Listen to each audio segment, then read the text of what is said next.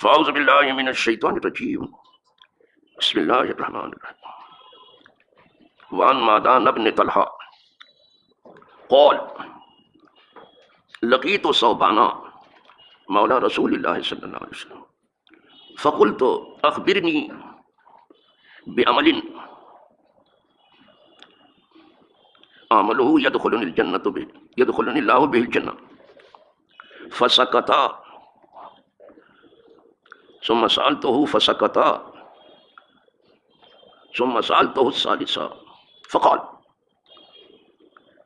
سألت عن ذلك رسول الله صلى الله عليه وسلم فقال عليك بكثرة السجود لله فإنك لا تسجد لله سجدة إلا رفعك الله بها درجة وحتى عنك بها خطية قال معدان ثم لقيت أبا الدرداء فسألته فقال لی مثل ما قال لی ثوبان رواہ مسلم۔ آپ سجدے کا بیان سن رہے ہیں جو نماز کی بہت ہی پیاری ادا ہے۔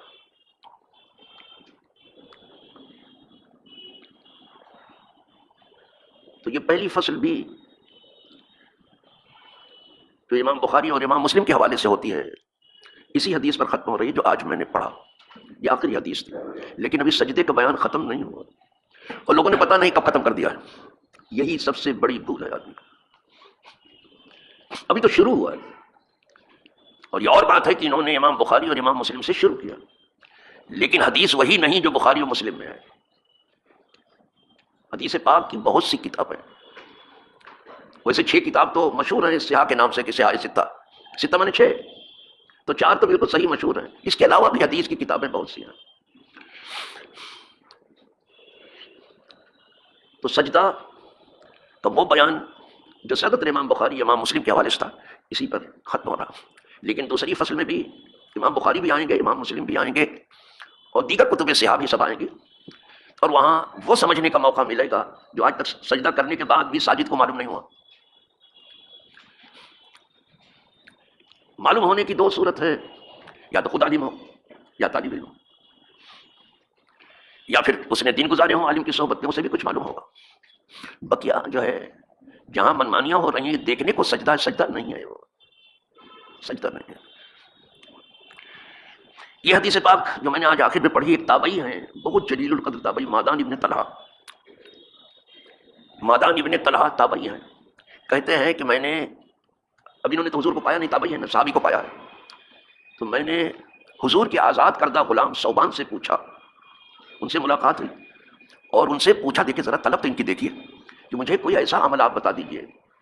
صحابی سے پوچھ رہے ہیں تابعی، مجھے ایسا کوئی عمل آپ بتا دیجئے کہ جب میں وہ عمل کروں تو اس کی برکت سے جنت میں چلا جاؤں۔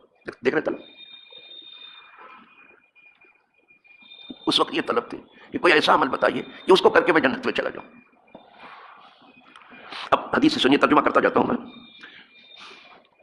معدان ابن طلحہ کہتے ہیں کہ میں ثوبان جو حضور کے آزاد کردہ غلام سے ان سے ملا تو میں نے ان سے کہا کہ مجھے خبر دیجئے ایسے عمل کی کہ میں جب اس پر عمل کروں تو اللہ اس کی برکت سے مجھے جنت میں داخل کر۔ یہ سوال کیا میں نے ان سے۔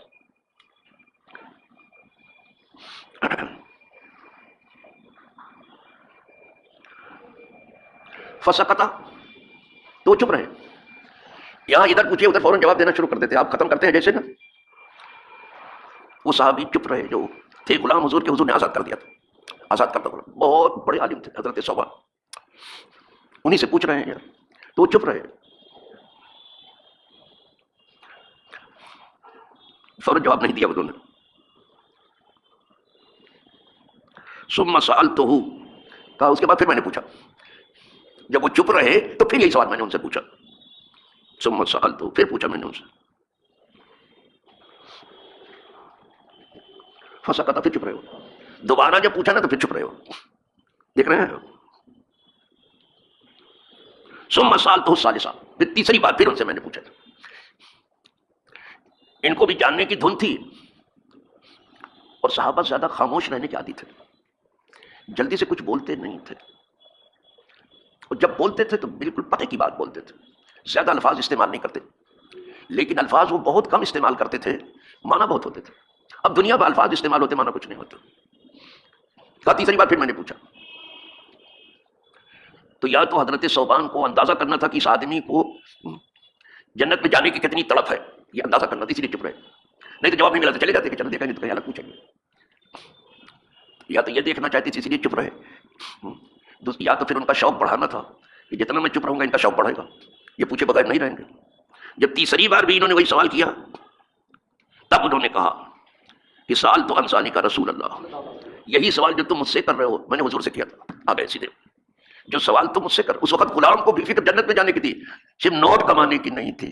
اب تو نوٹ کا اتنا تذکرہ ہے کہ نوٹ کماؤ، صحت بناؤ، نوٹ چھاپو، یہ سب کوئی چیز بھائی نہیں ہے۔ تو کہا یہی سوال میں نے حضور سے کیا تھا جو تم نے مجھ سے کیا ہے نا، کہ حضور کوئی ایسا عمل بتا دیجئے کہ میں وہ عمل کر کے جنت میں چلا جاؤں۔ غلام کو بھی آزاد تو آزاد، غلام کو بھی اس وقت جنت میں جانے کی فکر تھی۔ اب ڈالر کمانے کی ہے، ریال کمانے کی ہے، نوٹ کمانے کی ہے، اور سیاسی آدمی کو ووٹ کمانے کی ہے، یہ سب ہے، سب کچھ نہ کچھ اچھل کود مچی ہوئی دنیا میں۔ کہا یہی سوال میں نے حضور سے کیا تھا، اور یہی جاننا چاہتے تھے وہ۔ کہا یہی سوال میں نے حضور سے کیا تھا۔ تب حضور نے فرمایا علیک بکثرۃ السجود للہ، کہا اگر جنت میں جانا ہی ہے تجھ کو اے ثوبان، حضور نے فرمایا تو اللہ کے لیے سجدہ زیادہ کر، وہی کثرت سجود کی بات کیا۔ یہ بہت جلدی خدا سے قریب کر دیتے، لیکن سجدہ جب سجدہ ہو، اور اس وقت سجدہ ہو سکے جب سجدہ ٹھیک سے سمجھ میں آ گیا ہو۔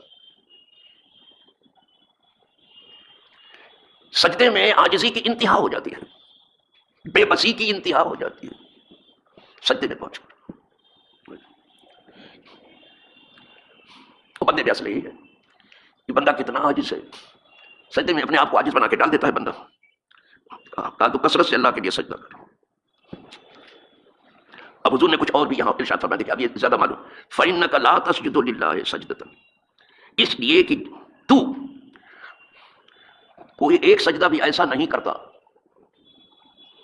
الا رفعک اللہ بہا درجہ، مگر اس ایک سجدے سے تیرا درجہ اونچا ہو جاتا ہے۔ ہر سجدہ ہمارا ہم کو اونچا کر دیتا ہے۔ آدمی کتنا اونچا ہوتا ہے، کہا کوئی ایسا سجدہ نہیں جو تو اللہ کے لیے، مگر تیرا درجہ اس سے ایک درجہ بڑھ جاتا ہے۔ بس یہ تو یہ ہوگا کہ اسے سجدے سے درجہ اونچا ہوتا ہے۔ وَحَتَّى عَنْكَ بِهَا خَطِيئَةٌ، اور کوئی تو ایک سجدہ بھی نہیں کرتا مگر اس سے تیرے گناہ جھڑ جاتے ہیں۔ تو یہ دو کام کرتا ہے سجدہ، گناہ کو گراتا ہے، نیکی کو بڑھاتا ہے، اتنا بڑھاتا ہے کہ آدمی اوپر ہو جاتا ہے۔ اب جتنا زیادہ سجدہ ہوگا اوپر جائے گا، اور جتنا اوپر گیا خدا سے قریب ہوا۔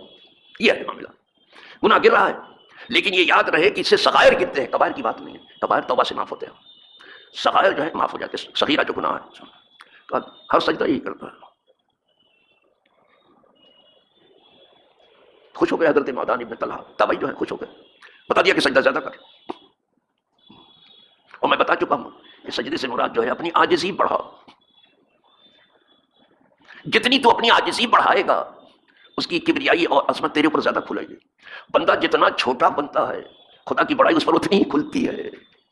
ایک وقت ایسا آتا کہ اپنے کو کچھ ذرے کا بھی وزن نہیں دیتا، کہتا میں کسی لائق نہیں، مگر وہ دن کے بعد، اور نہیں تو تھوڑا سا ایک چھوٹا سا بھی دنیا کو عہدہ مل گیا تو آدمی ایسا پھولا پھرتا ہے کہ پوچھو نہیں۔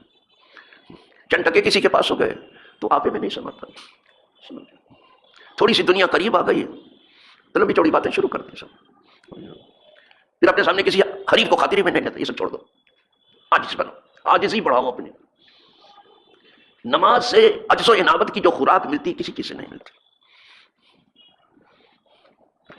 یہ جو شوق نے کہا ہے اگر لاکھوں برس سجدے میں سر مارا تو کیا مارا، ابلیس نے لاکھوں برس سجدہ تو کیا لیکن عاجزی کیوں نہیں آئی اس کے اندر؟ لاکھوں برس سجدہ، اس کا مطلب سجدہ سمجھ میں نہیں آیا تھا کہ کیوں ہے، یہ سجدہ سمجھ کے نہیں کیا، بس ایسے سر پٹکتا رہا، لیکن اس پر بھی اس کو فائدہ پہنچا، فرشتوں کے ساتھ میں جا کے بیٹھا تھا لیکن نقصان اٹھایا۔ سجدہ اگر سمجھ میں آ جاتا تو جیسے فرشتوں نے فوراً اپنے آپ کو ڈال دیا قدرت کے سامنے، سمجھ میں آیا، فوراً آدم علیہ السلام کو سجدہ کر لیا، تو عاجزی تھی ان کے اندر، اس کی سمجھ میں سجدہ نہیں آیا تھا۔ مادان تو خوش ہو گئے مادان ابن طلحہ، لیکن کہتے ہیں اس کے بعد میں دوسرے صحابی کے پاس گیا، دیکھو طلب دیکھو، دوسرے صحابی کے پاس گئے، ثم لقیت ابا الدرداء، پھر میں نے جا کے ملاقات کی ابو الدرداء، یہ بہت بڑے بہت جلیل القدر صحابی ہیں ابو الدرداء، جا کے ان سے ملا، میں نے کہا لاؤ دوسرے سے بھی پوچھ لوں، جیسے فتویٰ لیتے ہیں نا ایک جگہ سے کہ چلو ادھر سے فتویٰ آ گئے فرنگی مال سے، چلو بریلی سے بھی لے لیں، ایسا کرتے ہیں نا۔ پہنچ گئے حضرت ابو الدرداء کے پاس، کہا ان سے جا کے میں ملا، فسألتہ، تو میں نے ان سے بھی یہی سوال کیا، کہ کیا آپ مجھے ایسا عمل بتائیں گے کہ اگر میں وہ کروں تو جنت میں چلا جاؤں؟ ان سے پوچھا. اب دیکھیے کہ صحابہ کا علم کتنا پختہ تھا، میں تو حیرت میں ہوں. یہاں 10 آدمی سے پوچھے تو 10 جواب ہوگا. آپ پوچھ کر کے دیکھ لینا، 10 جگہ سے فتویٰ منگا لیجیے، 10 قسم کا ہوگا، کہیں بزرگ ہوگا کہیں دوست ہوگا.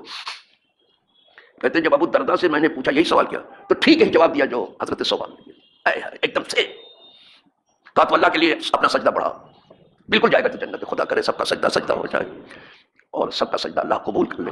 جو کچھ کمی رہ گئی اس کمی کو دور کر کے اللہ سب کا سجدہ قبول، اور سجدہ سمجھنے کے اللہ سب کو توفیق دے. کل سے ہم دوسری فصل شروع کریں گے. ابھی آپ کو سجدہ سمجھنا ہے کہ کیا ہے، دھیرے دھیرے سمجھ میں آئے. لیکن چونکہ آخری حدیث لہٰذا صلاۃ و سلام پڑھ لیجیے. پہلی فصل ختم ہو گئی.